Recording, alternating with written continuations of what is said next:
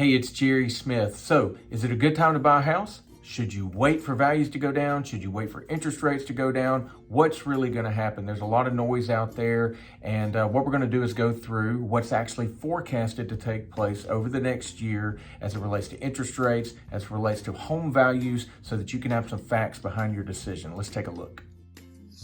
All right, so the first thing we're going to do is look at what is being forecasted right now. So what this is coming from the Mortgage Bankers Association, and this is their most recent forecast, which was dated July 18th of 2022. And what it's basically breaking down is the next 3 years by quarter. All right, so the two things that we're going to look at, I'm actually going to pull up on a different screen just so it kind of pops out a little bit better. We're going to look at the medium price for existing homes in the thousands, and we're going to look at the 30-year fixed rate mortgage percentage, what they are predicted to look like. So let's take a look at existing home sales. So we're in the third quarter right now for 2022, and the median price nationwide is $379. Now let's fast forward 12 months and see what it's doing. And as you can see, it has gone up it's predicted to go up about $18,000. Let's call it 19, roughly that. So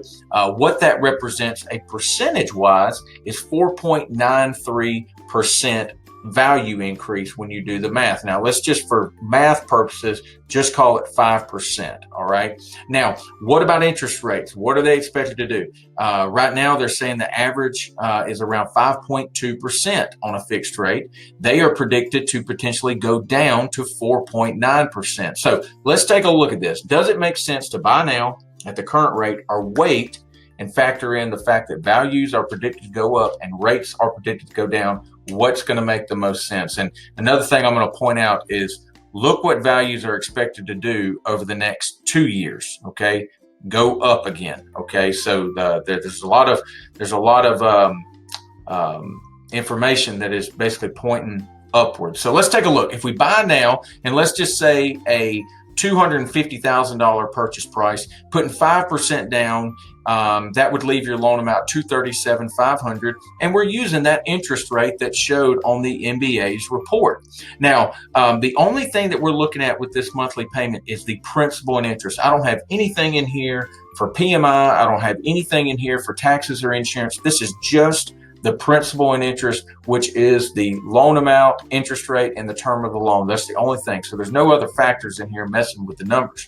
After a 5% down payment, or the 5% down payment is $12,500. I'm not putting any type of closing cost in here. What we are looking at mainly is, what does interest rate do, and what happens to the down payment. All right, I'm going to throw another column in here. Let's just say that we want to wait for the interest rate to go down. All right, so if we do that, and the rate goes down to 4.9%, and the price stays around $250, all right, the monthly payment's going to go down to $1,260. So, you're saving $43 a month. Down payment staying the same. However, that's not what the MBA report is saying. It's not saying that rates are going to drop and values are going to stay the same. So let's look and see what it's actually going to look like based on the MBA's forecast. So this is shown in the third column here, and what you're going to see,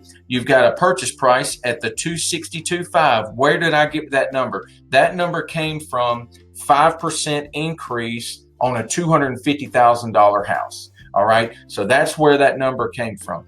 If we go off of what the predicted interest rate may be of 4.9%, this is what it does to the payment. So the two columns that we're comparing here is buying now a $1,304 monthly payment, and that's just principal and interest. Keep that in mind. Versus $1,323. That's a difference of $19 a month. That's what we're dealing with, $19 a month.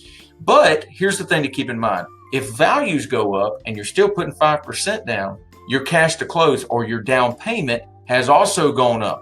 Okay, it's gone up $625 for that additional down payment part for that value increase. So these are a few things to keep in mind, just based on the fact of what these forecasts are truly saying. So there's a lot of noise out there. There's a lot of people that have predictions of what's going to go on. However, guys, stick to the facts. If you have any questions, about a particular situation that you're trying to evaluate, let me know. I can plug some numbers in for you. That way there you can separate fact from fiction. It's good to talk to you. Call me anytime if you have questions, and we will talk to you soon.